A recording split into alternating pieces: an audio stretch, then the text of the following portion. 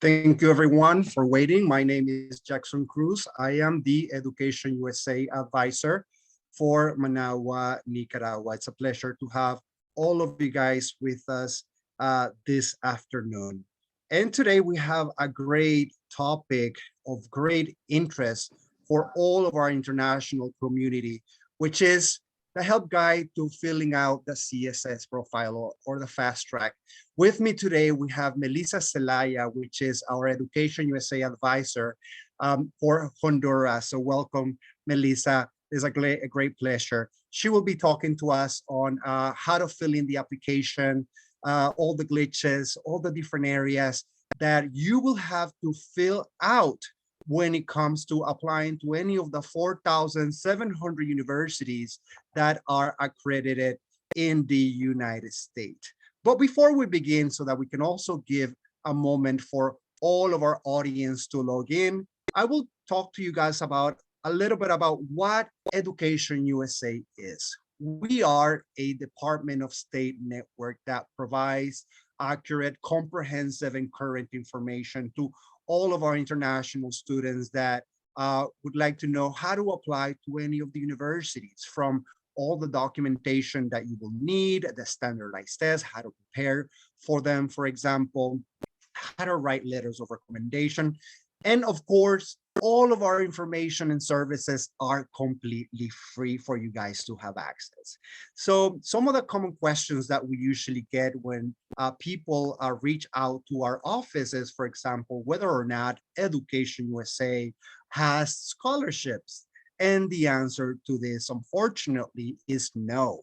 In this case, universities that any of the students apply to, depending on their competitive profiles and the academic achievements, and will provide either merit-based scholarships or some form of financial aid. So reach out to the offices located in any of the 178 countries around the globe, and reach out to an advisor near you so that he or she may help you how to prepare your Common App application, coalition, or maybe if the university has their own website to do so. Now, another question that some students usually ask to us is whether or not we have some form of internships or short terms study abroad programs? And the answer to this is no. Once the students have been admitted to a college or university, they will be the ones responsible to process all the documentations in order for you guys to do a study abroad program, or maybe start an internship within or close to the proximities of the universities. Another question that we usually also get is whether or not we have opportunities to improve your English language. And the answer to this is no. A lot of universities across the United States, as well as colleges, will provide some sort of intensive English programs so that some students can apply directly to them. Just know that, for example, this English intensive English programs, a lot of the times there are no scholarships available, meaning that students will have to pay the full cost of attendance, and they will have to worry about the different fees that some of the universities may have. Students also ask us whether or not Education USA has partnerships or agreements with specific colleges and universities. And unfortunately, we do not. We are a Department of State network, and we are completely unbiased and represent the 4,700 university and the more than 1,200 colleges across the United States. So we keep an open mind and we represent all of them. Now to some of the services that we as an Education USA Center provide. The first one being researching your option. As I said, 4,700 universities, more than 1,200 colleges. There's a lot of choices out there. And so you will need to prepare thoroughly from all the documentation, your academic profiles. And there's a lot of things to look at. and also a lot of programs of studies. So you will have to do your research. And again, I advise you to go to your Education USA center in your country and ask an Education USA advisor how he or she may be able to help you. Another question that we usually, another service that we usually have is the financing your, how to finance your studies. And this boils down to preparing a competitor profile. Universities and colleges are the ones responsible to offer financial aid, and it will depend on how well you prepare and availability of funds that the university may have, and also the time being, whether you are applying early action, early decision, or regular decision. So all of these are aspects that you will have to consider when it comes to financial aid. And also some governments may be able to offer some form of aid, so you may have to reach out to them as well. The third step, which is completing your application, this may even take from 6 to 12 hours, depending on how well you collect all the documentation necessary. Some of the most common or most proper sites, it's the Common App and Coalition, like I said before. And remember, you do have to prepare usually from 12 to 18 months. Do not wait to the last minute to do this. The fourth step is how to apply for your student visa. Just know that as the Education USA Advising Center, we do not have a saying or any influence when it comes to you acquiring your student visa. This is a responsibility and a decision that is made by the consulate in your country of origin. However, what we can do is provide you with tips, advice on what documents to take, what are some that may be asked during the interview, and so that your conversation with the consul can run smoothly and you can have a successful interview. So reach out to the office so that you know how to prepare for your student visa interview. The last step is the pre-departure orientation.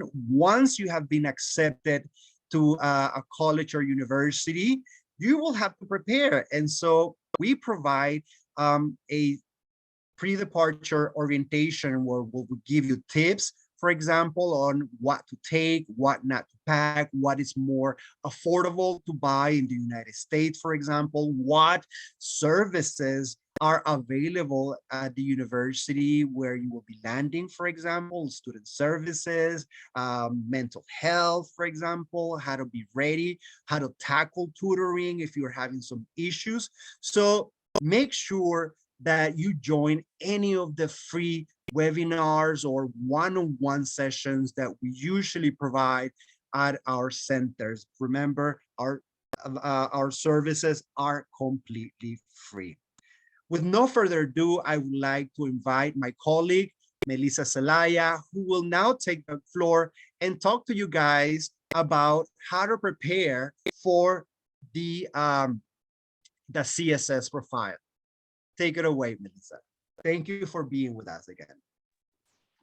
Thank you. It is a big pleasure for me to be here talking to all of you, especially on this hot topic, right? It's the moment where most of the students who are applying on time are trying to fill out this help guide to the CSS profile that is going to help you do this. I know it's daunting. It's exhausting to be doing this CSS profile. There are a lot of questions that come up when you're doing this, especially because it involves finances. And one of the most important things that you should know is that parents should also be part of the webinar. If you have your parents around, make sure that you're bringing them to these webinars so that they are aware of what they're going to be required to fill during this process. Let me talk about what is a CSS profile. Remember, this is a College Board online financial aid application. And it's used to award non-federal financial aid. That means that we're not going to use this one to award state aid, right? And it's almost required by 250 plus universities and college and programs. It is very important that before you start filling out this application, you take a look at the website for the CSS profile so that you find out if your university is actually requiring to fill this form or not.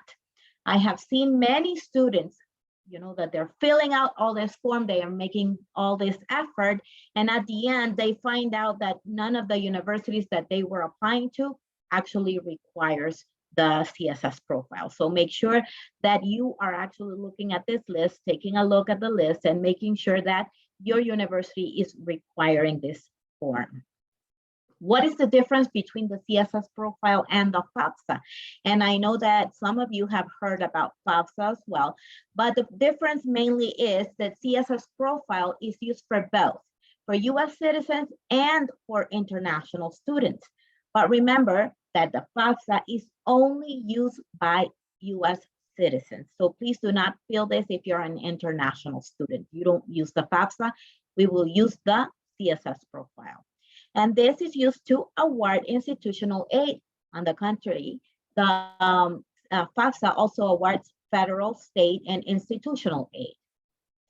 When we're talking about the FAFSA, we need to know that this is administered by College Board, and the CSS profile is administered by College Board, and the FAFSA is administered by the Department of Education in the United States.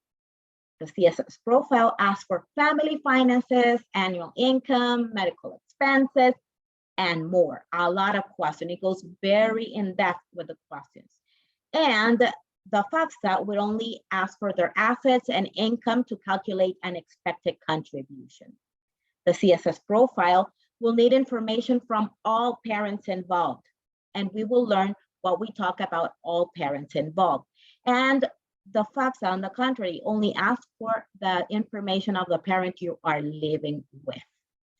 Remember that the CSS profile opened on October 1st, so you should be filling out this information. And if you haven't, after this webinar, it is a good idea to start filling this information.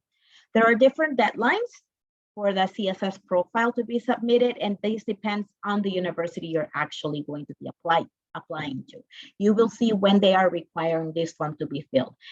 And the FAFSA, on the contrary, on June 30th would be the last day you would have to file this, and it's after the school year for which you want aid. Remember that the CSS profile, since it asks more questions, will allow you to explain about certain special circumstances. It will go in depth with these questions, and the FAFSA will be the same questions for everyone in the form. For the CSS profile, we have a $25 application fee. And for the first report, to fill out the information, plus sending it to one university. And for the FAFSA, it's completely free. For the CSS, you pay $25 for the first university and $16 for additional reports to any other university that you're applying to. Remember, please verify that your university is actually requiring the CSS profile in their application before filling it. You can verify this on their website, and if you need to fill the application, you can find it on the website cssprofile.org.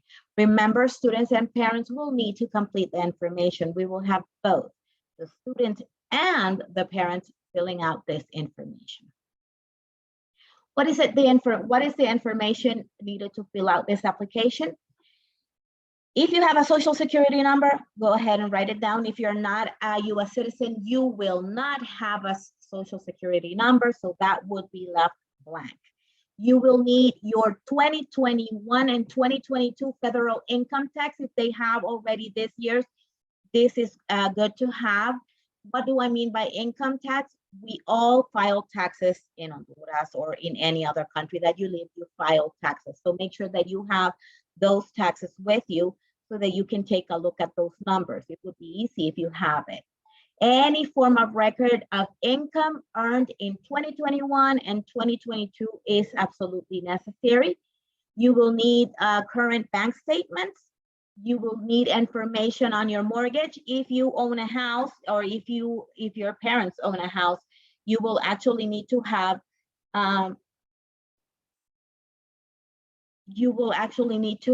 this the mortgage information. Apparently my slides are not moving, but I don't know if that's true. Okay, anybody can write if my slides are not moving. I would appreciate this. Okay, let me restart the sharing so that we make sure that everybody is actually seeing this. Okay, let me go back to this. Okay. Okay, here, can everybody see where I'm talking about information needed to fill out the application? Can you please write if you can see that? Yes, now we're here. It's good, it's okay, it's perfect. Thank you. Okay, sorry, we're going live, so this happens, technology. Okay, so we were talking about papers that we're going to be needing to file this application. Remember to have all these papers ready. It will make your life easier if you have them ready. We talked about your income tax returns from your country for 2021. It's always the year before, so 2021 will be fine, but if you do have 2022, that's okay. Your current bank statements, your current mortgage information, if your parents are actually, they own a house, they need to know their mortgage information, how much the house cost back in the time, how much it costs right now, and how much they're paying for it monthly. Anything that records bonds, stocks, savings, or other investments that they have. And we will also need the non-custodial parent's email. What do I mean by non-custodial? I'm going to explain in a little bit what do I mean by the non-custodial parent. That is the parent that doesn't live with the students in the case that we have students with separate parents or divorced parents. Let's go very basic. We're going to go very basic on this so that there are no problems when you're filling out this information. Whenever you're filling out the information, make sure that you are signing into the fall. This is right now it's completely new, so this should say fall 2023, right? This should say the fall 2023. So make sure that you are actually filling that information and filling out that specific form. If you have an account for College Board, you can use your account for the College Board, the one that you use for the SAT, and you would only write your username and your password. But if you don't have a College Board account yet, then you want to start a new one, then you can do to create an account. But you have to remember that if you're going to create an account, you are writing the information of the student. And in this case, make sure that you are writing complete information. One of the main problems that I see in the CSS profiles is that they are not writing your full name. Usually when they ask for your last name, you're only writing one. We want you to write here your information as it appears on your legal documents. So on your passport. It is very common, for example, in Honduras, we have 4 names. So my name is Melissa Alejandra Celaya Garay. So we make sure that we are writing both last names, Celaya Garay, right? So that they're not missing. You have to write it just like you have it written down on your passport or on your legal documents. Remember that when you are creating your account, there are things that cannot change. And these are your first names, your last names, and your date of birth. So they are asking you again, like, please confirm this. Make sure that you are confirming that they are right, because you cannot make changes after that is done. So if you forgot to write one of your last names, and then at the middle of this, you want to change that part, this won't be possible. So make sure that this part where you're writing your name and your date of birth is completely correct before proceeding. Now, important things to see is that you will have a navigation panel. You will have it there. You know that you're going to be like getting started, your general information, your student status, your housing information, your demographic, and then when you're going to be submitting this. Be careful. It also says there about the student. So you need to know whose information should be there. Because when we have parents filling out this information, they're filling out their own names. But this is not correct. You need to fill out, look at the question. It says about the student. So make sure that you're writing the first, the middle name, the last name of the student, their email of the student, okay? So make sure that you do that. Another, one of the things that we find problems with is that about your citizenship status. And that you're saying like, okay, yes, I'm eligible to have a visa, so I guess I'm a US eligible non-citizen. No, your answer should be other, okay? As an international student, your answer should be other if you're not a US citizen or a Canadian citizen. Another important thing is that you need to make sure that you're writing your permanent address and not a temporary address, right? When it talks about permanent address, is where you actually is the address where you are, right? Is your original address. But if you're living at somebody else's house and you want it mailed to a different place, then you will actually write a mailing address where you want it to be sent, right? But remember that usually most of the students, their permanent address is the same as their mailing address. Now, when we're reporting parents, and this is and at the CSS profile, you can report unique situations. You know, we can have as many, it depends on each family, but profile makes it easy to report up to 4 parents, your mother, your father, if you live with a stepmother, a stepfather, if you have a legal guardian or other, for example, if you have adoptive parents, right? So make sure that you are writing about the information of all the ones that are involved. For example, here you will write the name of your parents and you will say the relationship with you. Is it your mother? Is it your father? Is it your stepfather? And it also gives you the special circumstances to write if they are deceased. This will give a better perspective to the university once they're granting aid, right? They will get to know a little bit more of your situation. Does the student live only with their mother, or the student lives with the mother and the stepdad and his father is deceased? You can mention that there. So it's very important that you know that you can mention up to 4 parents.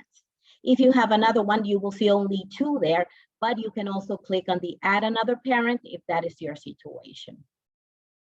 Okay, make sure that you are writing the country where your parents live, right?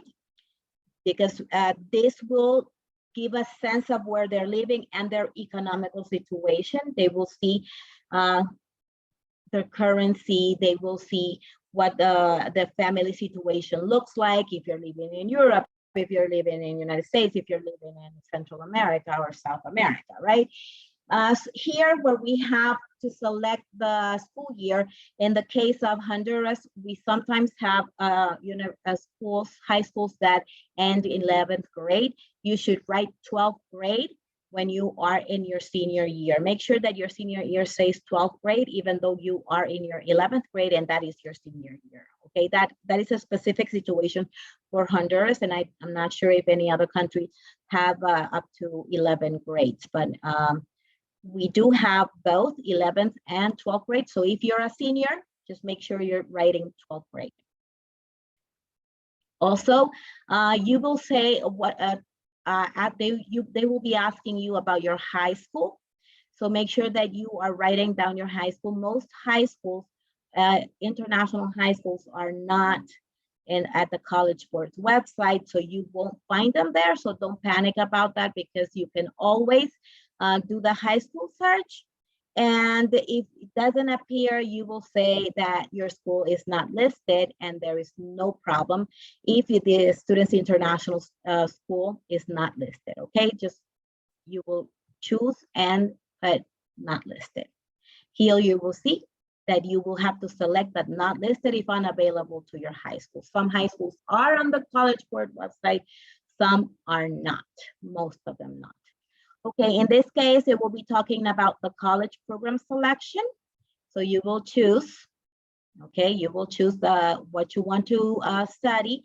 Remember, if they have a code, the university has a code, you can look at it at the CSS profile website, or you can look at it at the university's website and you will find a code. You will introduce the code and it will tell you when is the student supposed to be sending this CSS profile, and if they're accepting or not accepting. Make sure that you are writing the correct, because if you the correct year you're going to be applying to, right?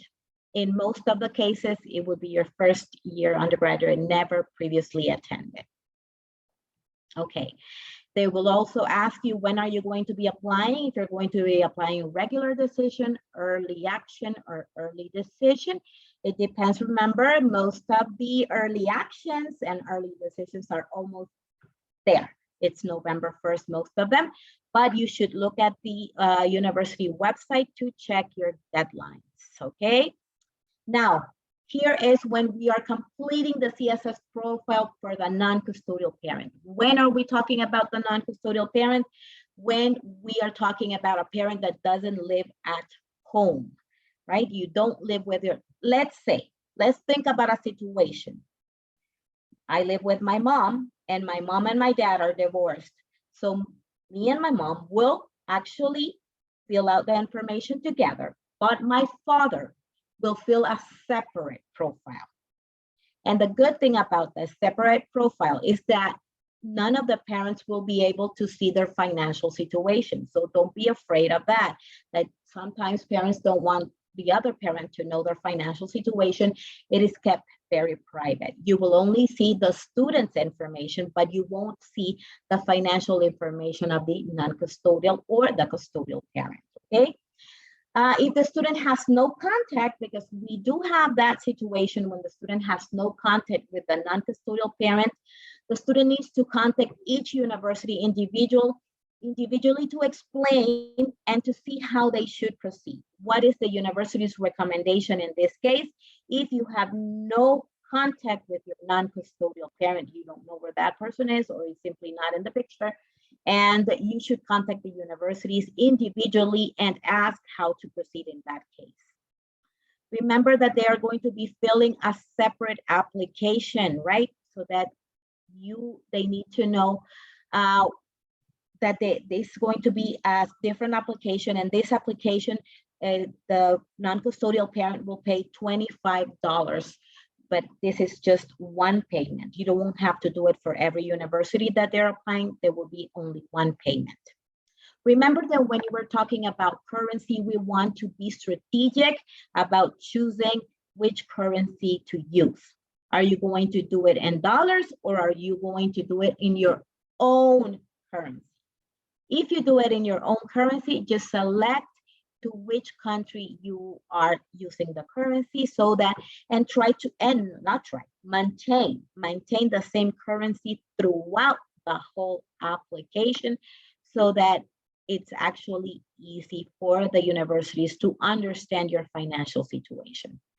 Remember, report all financial information in the currency you indicate there, just there. So if you're going to be using your local currency, right, in my case, in Honduras, lempiras. But if you are using dollars, make sure that you're using dollars, and you will have a chance to explain what the currency rate, exchange rate is at a certain point. In this case, you will be filling out the information for parents. So you see, whenever we started with the student, it mentions the student information. At this moment, they're asking for the parent one details. Could be your mother, could be your father, whoever you chose to be your first parent, okay? So you're going to be writing all the information that is required for them to fill.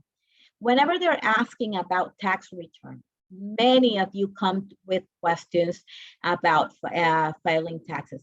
most of the countries, we file taxes. We definitely do file taxes to our government. Either it's our employee takes it out of our paycheck, or we do it personally through our business to the government, but everybody does file taxes. If the case is that you don't file any taxes, you should put not file and not required to file a tax return. And there will be a box where you're going to explain later on in special circumstances why you're not filing taxes. But usually we do file taxes, right? Remember that we're going to be saying in the case of international students, we don't file taxes in the US, but we file taxes in our own country. So make sure that you are writing down that we are using other non-US tax return, okay? Because that means from your own country. Now, remember that the information that you're going to be writing here about what your parents are getting, the salaries or the income that your parents are getting, on the first one where it says total compensation from employers would be both parents together, the sum of both parents' income. And then you will separate the incomes for your mother and for your father. But the first one where it says total compensation from employers is for both. Okay, so make sure that then where it says Ravi's income, that would be your mother or your father, and Fatima, your mother or your father, and you will go ahead and write it independently on that area. Information requested for parents' student income. You're going to be asked for income from work, interest income, if you are receiving interest, if you have money in the bank and you're receiving interest, or investments that you have.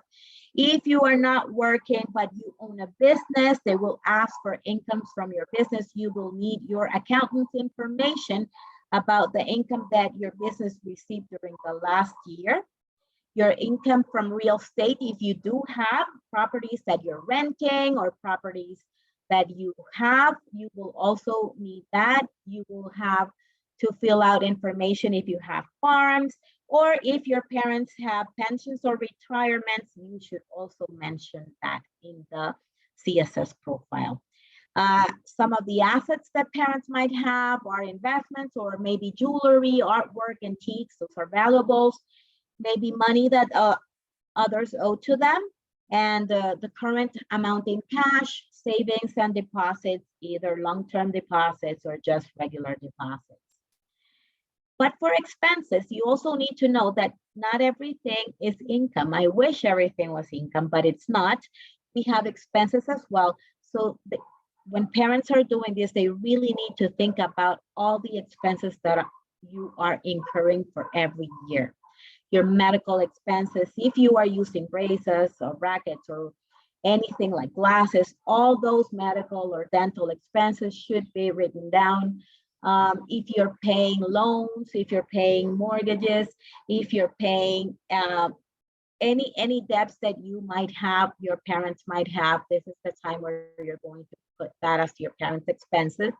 If they're paying alimony to other children outside the nuclear family, utilities, you know, it's water, electricity, internet, your food, clothing, and this is for the whole family, right? Not only for your expenses as a student, but for the whole family. This makes, you need to understand that the more explicit you are on this, it's better, because it will actually reflect what are your income and what is your expense, so that you will see if you need or not need that, right? We will have household necessities, automobile maintenance or payments, insurance, health insurance, car insurance, property insurance, anything that comes with insurance. And you also have expenses on holiday expenses, entertainment, because we do have a life, we do go out, right? And if you have people employed at your house, you can also write it there. If you have any loans, credit cards, any other expense, make sure that you are making a list of all these expenses. Whenever you're completing the CSS profile as an international student, you should note that the students and the parents are already reported on the household. So whenever we're talking about the household, you as a student and both of your parents or the parents that you mentioned that live with you are already included. What do they mean by household? Other people that live in your same house. For example, siblings, or if you have a grandmother or an aunt that lives under your same roof, right? But make sure that if you have people living in your house, but they support it by themselves, those are not going to be reported. You will be asked details about each dependent enter. So if you're saying that you have 2 siblings or 3 siblings, or if you have a grandmother, you will ask specific information about that person, about each dependent. They will be asking lots of questions about their expenses as well to understand that, or to have a better idea of what the household looks like. Whenever you're thinking about parents' income and benefits, remember that you're going to have to see there is a box that will tell you to write down if you have had a significant impact due to COVID-19, for example. If your income has had a significant impact, then you're going to select yes, but you will also have to explain what kind of impact was this, right? And also, you will be asked to provide an estimate of what your expenses or your income will look like in 2023. I know it is very difficult to do this, especially nowadays, because we don't know what is going to happen with all this pandemic and some of you and some of your households have been affected by this, and it's difficult, but you need to make an estimate. But make sure that if you have had any impact on your economic situation and your household, make sure that you are writing this as well. You will have a chance. If you check one or more of the boxes, you will be given the opportunity to provide an explanation and details of why you had those special circumstances where you had a financial impact in your family, right? Maybe because your parents changed unemployment, or because COVID-19, you had a business and it wasn't running anymore, or you lost a scholarship in our case when we have governments that have changed and you had a scholarship before, a government scholarship. Sometimes they're not renewed with the new government. So you need to show that. You need to explain that if you had a catastrophe or special circumstances, diseases or anything going on in your family, you will have the opportunity to actually mention it here.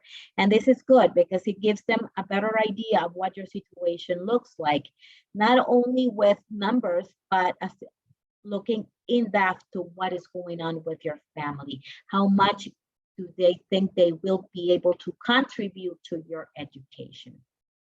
Whenever you're doing this, please review your information and make any necessary updates, right? Because once you have submitted your application, you will not be able to make a lot of changes. You won't be able to make a lot of changes. There are certain changes that can be made, but most of them you will not be able to change it.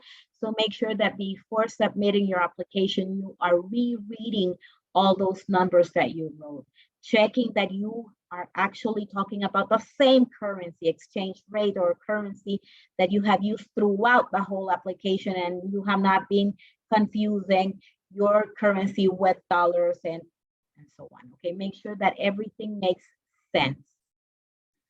And once you are done with this and you're ready and you have rechecked and checked this CSS profile, you will be able to say that you are certifying that all the information provided is completely true, and you should check on that box and agree to the statement above and save and continue. And once that is done, there you will have to pay the $25 to fill out this application. And remember that one university is included on this $25 application. If you're going to need more to apply to more than one university that requires the CSS profile, then you will need to pay $16 extra for each application that you are sending. Remember, you can pay with credit card or debit card online, and the non-custodial parent, remember, if you're not living with one of your parents and he or she is filling out a separate application, they will have to pay $25, a one-time fee. Many people ask us if there are fee waivers for this, and let me tell you that there are no fee waivers available for international students, but there are fee payment codes, and this is something that you should learn. Some colleges and universities have already bought a certain amount of these codes for students that are, that represents like a burden to actually pay this money.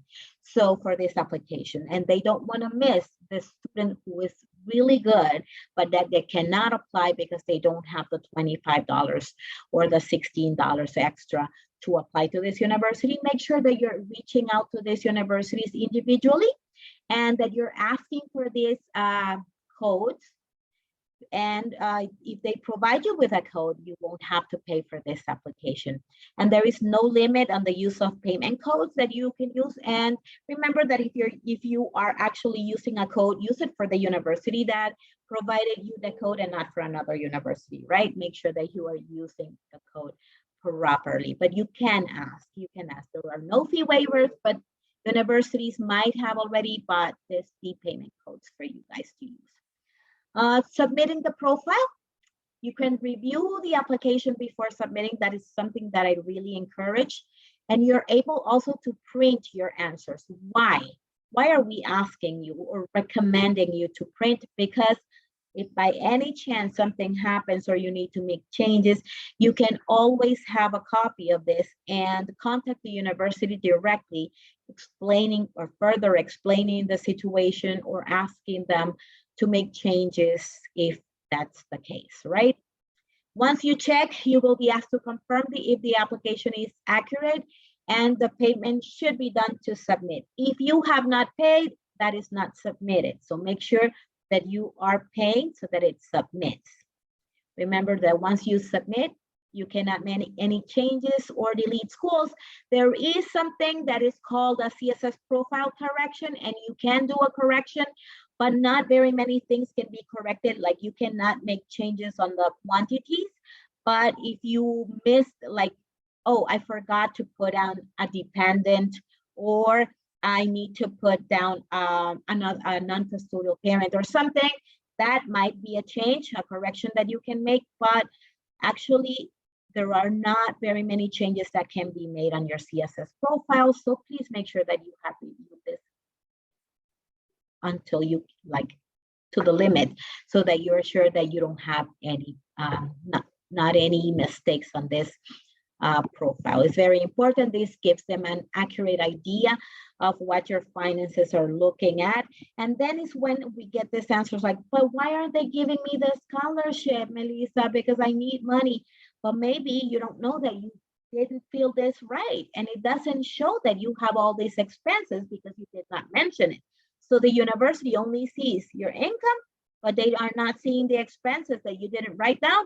Then that will affect it, right? So make sure that you are doing this.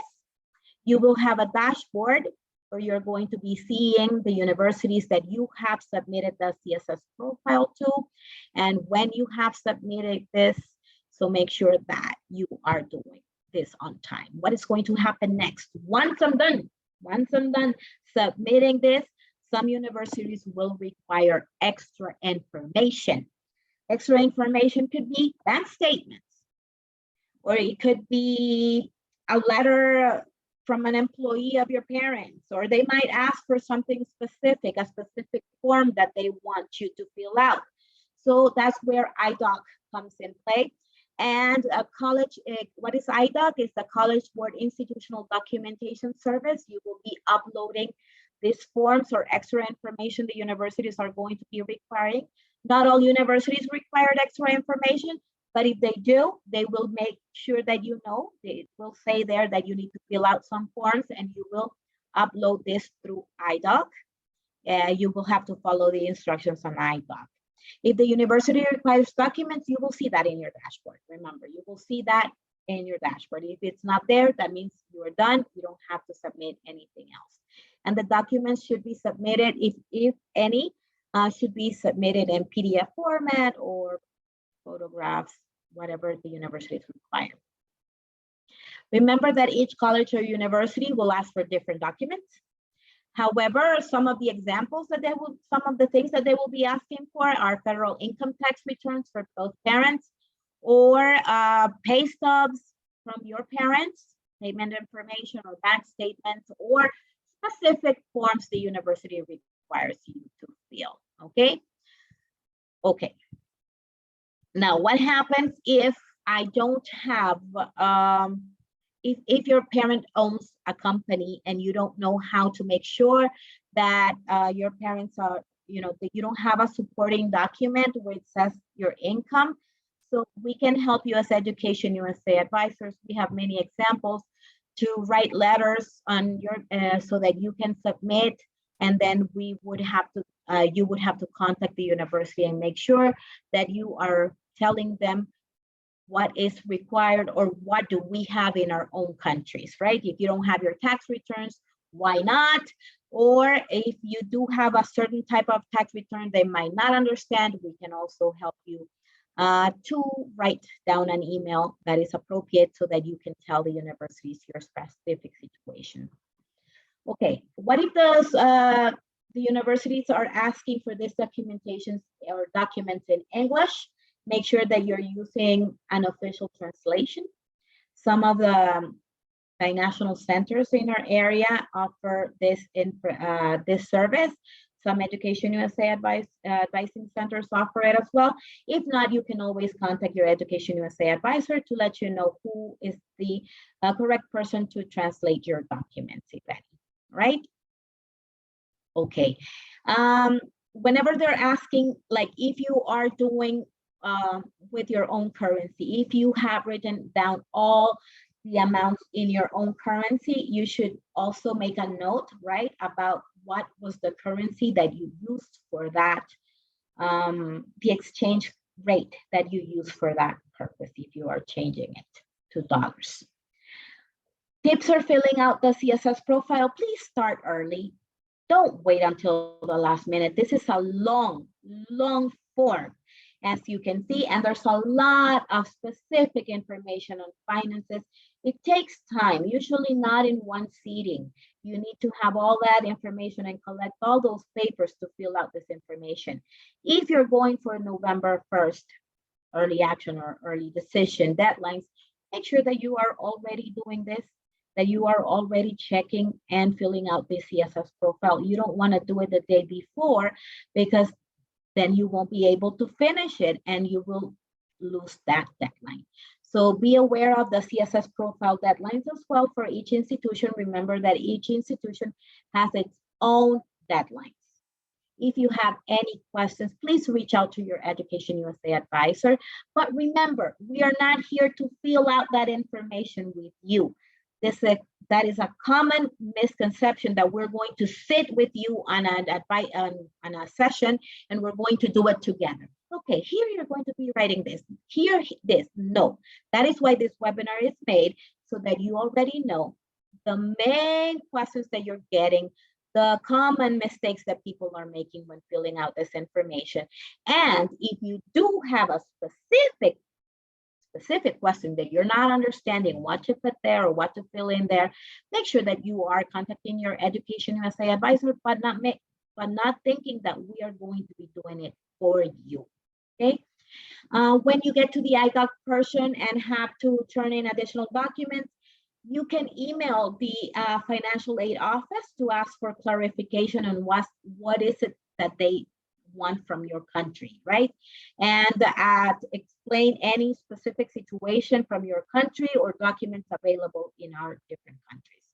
Remember, the more information an institution has, the more information the university has, it's better for you, because this will allow them to make an informed decision on how much money to grant you. and how much money you actually need. Okay, now we go to questions. I don't know if you want to go ahead, Jackson. And yes. Oh, those are some great tips, by the way. Not one sitting. We can't touch those documents because they belong. That information pertains to each advisee, right? So if they have a specific question, that's when they should reach out. So those are some great tips, and thank you so much, Melissa, for providing them. And we do have some questions that have been given to us on the chat room. And this is an interesting one that I had not addressed before, which is special characters such as the ñ or accents. Do we include them on your, especially when it comes to last names or anything like that? So what do you have to say on that behalf? Do not include accents or ñ because that it won't be recognized. So just don't use them. Make sure that you're not using any characters that might distract that up, because it will tell you there's an error, and it keeps telling you that's an error, and you don't know. You go like, I don't know why, but I'm writing Núñez, and it says that my last name is not really written correctly, but I'm saying Núñez. That's my last name. Yeah, you are going to be called Núñez for this purpose, right? But the ñ won't. Exactly. So that, the platform will not recognize it. Thank you so much. Now, when it comes to their last names, so it should include, you said, both names under that particular section, and also both last names in that sense. So just as it will appear, exactly. So just as it would appear on your passport also, because that's, it will be a direct translation where you have to process student visas and any other legal documents. María de Jesús Carmen, María del Carmen de Jesús, there, María del Pilar, there are so many. So make sure that you're writing as it appears in your passport or your legal document. Exactly. Now, here's another one. It says the house is rented. What would be the permanent address in that sense? Will the rented house, since they don't own one, or maybe if they have one, so what would be the intake in that? Your permanent address is where you live, independently if you're renting or not that house. Because if I live there, that is my permanent address, right? I'm renting the house, but I live there always. I'm living there, and I'm going to be living there for the rest of the year. You should use that as your permanent address. It doesn't matter. Like, not many people have their own house, right? Most, I would say a lot of people rent their houses. So yes, but that is your permanent address, even though it doesn't belong to you, but that's where you live. Exactly. We have another question. It says, what information should I add in the child support question? I was wondering if you could tell me what kind of child support the CSS profile is referring to. Okay, there is two ways. Is it an income or is it an expense? If it's an income, that means that your father or mother or whoever is giving you that child support, right? That means that that's an income. So if they're giving you $300 a month, for your support, for your food, for your expenses, and that is your income. But in the parent side, right, that's an income you receive if you are with your mother, for example, your custodial parent. But the non-custodial parent, who's the one paying for that child support, he will write it as an expense because he's the one sending that money. Your mother will write it as an income, but your father, your non-custodial parent, will write it as an expense. All right. Now, if my mother does not work, she's unemployed by choice, what should I put in her occupation? It says unemployed, or I think a homemaker probably. Look at the options that you have there. It's normal, it's common. It's common. When filling out parent expenses, should we include big one-time projects like house renovation? In what way? Yes, remember when it says special circumstances, if you have been affected, if your economic situation at home has been affected, you can write it there and you can say like, there was a hurricane, for example, a hurricane, and half of our house was ruined. So we had to rebuild our house. Okay, you can write it down there as in special circumstances because that affected your income or will affect your possible income in the near future, which would be next year, right? Right. If my father has his own business and does not have any workplace since he works at home, should I write the name of his business and that one as a work from home office? Would that be right? Yeah, it is his business. It doesn't matter where it is. If he's a business owner, he's a business owner. So make sure that you're writing, even though it isn't the same house, is the business is at the same house.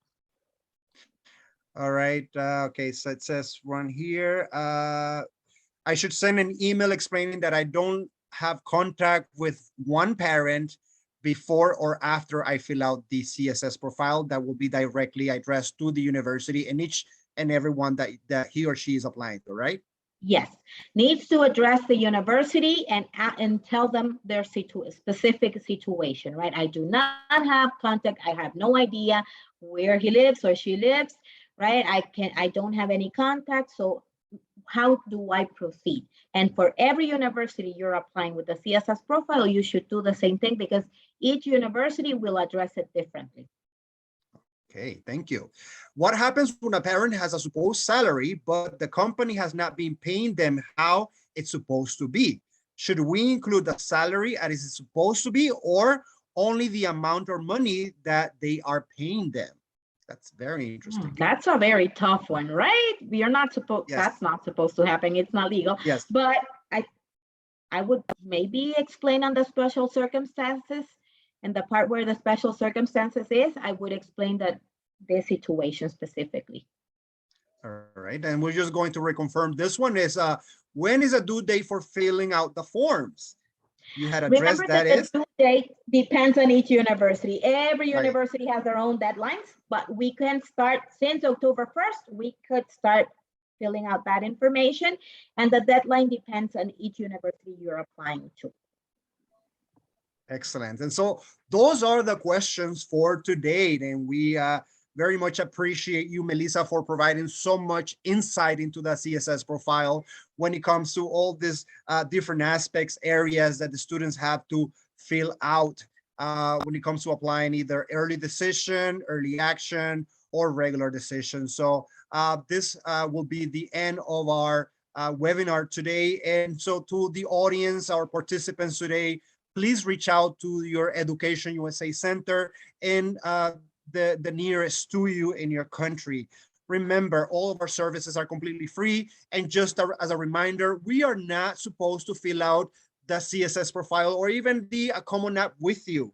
We are there as a helping hand to provide you with advice, all right? So to help you maybe check or make sure that the information that you provide is accurate in that particular sense. So make sure that you do not wait to the last minute. Try to do it in one sitting because it's going to be hard. It's going to be difficult, as Melissa provided these wonderful tips in her presentation. Remember that we are our services are completely free. Our recording will be available on Facebook on all our Education USA pages, Honduras, El Salvador, Guatemala, Costa Rica, Mexico. All right, so that you guys can go ahead and check out the recording. If you missed it, it'll be there and also on our YouTube channel. You can also go to educationusa.state.gov and find the nearest center so that you can get that help that you need. And remember, thank you so much, everyone, for accompanying us. Thank you, Melissa. It has been a pleasure always to refresh on this important document for all of our international community and students, teachers, and parents that will be applying. It has been a great pleasure to be with you today. Great, guys. Thank you. And remember, reach out to your nearest Education USA advisor because they know your economy better than we do. Like I can help, but I'm in Honduras. So if you're reaching out to me and you're from Mexico, I might not understand fully what your economy looks like, right? So reach out to your nearest Education USA advisor. Thank you, everyone, and have a great, great afternoon. Remember, Bye. wash your hands. Be careful out there. Bye-bye. Bye.